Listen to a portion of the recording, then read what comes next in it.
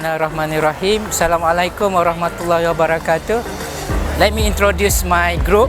I myself, Prof. Rafie, together with Dr. Mutalib, Hussein and Nadia, we are producing a DNA kit to detect 7 species simultaneously.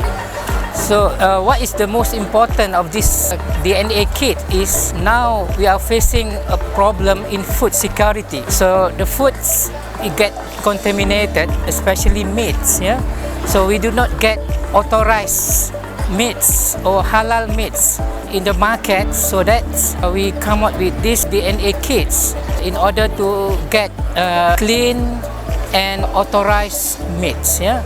So these techniques use polymerase chain reactions to detect 7 species simultaneously, like goat, chickens, pig, buffalo, cow, using polymerase chain reaction. By extracting the DNA of this meat and we combine with the synthetic DNA of the particular species, then we put into PCR machine.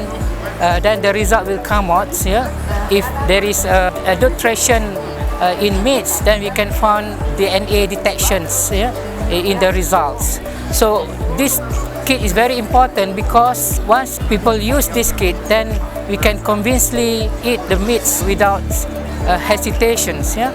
So and the market for these halal foods and authorized meats, a billion markets. So this research is not only for religious purposes, but also for the community at large. So once we get authorized results that detect the meats, and we can eat the foods, you know, without feeling guilty and so on.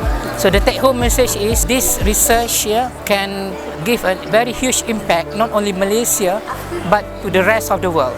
Not only for the Muslim community, but to the general at large. Thank you very much.